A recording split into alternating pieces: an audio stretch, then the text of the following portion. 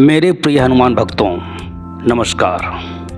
पिछले भाग में आपने श्री हनुमान चालीसा का दोहा और चौपाई 1, 2, 3, 4 और 5 को देखा।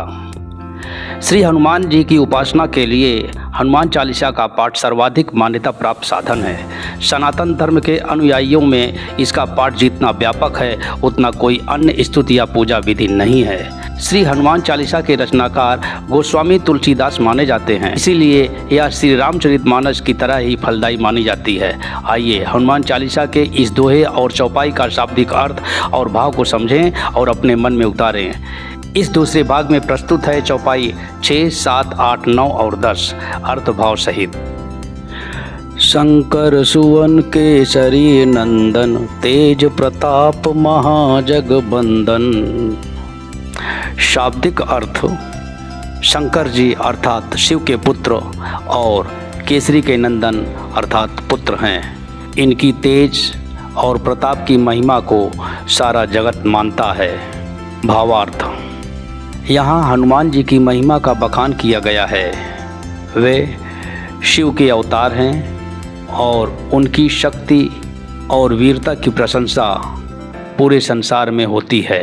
विद्यावान गुणी अति चातुर, राम काज करिबे को आतुर। शाब्दिक अर्थ: वे विद्यावान, गुणी और अति चतुर हैं।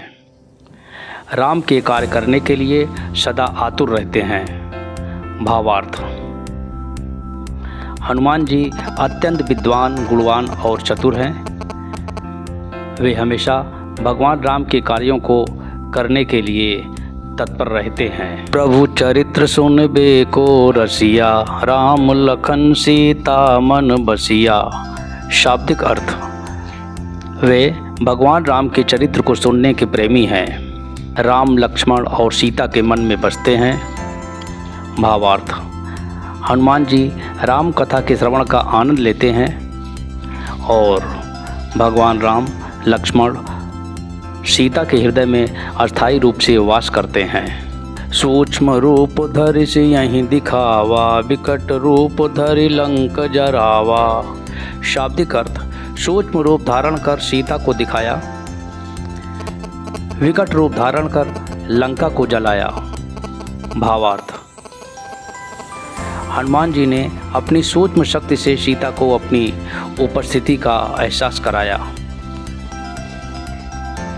और विकट रूप धारण कर लंका को जलाकर अपनी शक्ति का प्रदर्शन किया। भीम रूप धरि असुर संहारे, रामचंद्र के काज संवारे।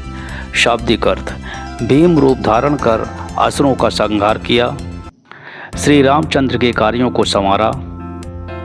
भावार्थ: श्री हनुमान जी ने भीम रूप धारण कर राक्षसों का विनाश किया और भगवान राम के कार्यों को सफलतापूर्वक अंजाम दिया।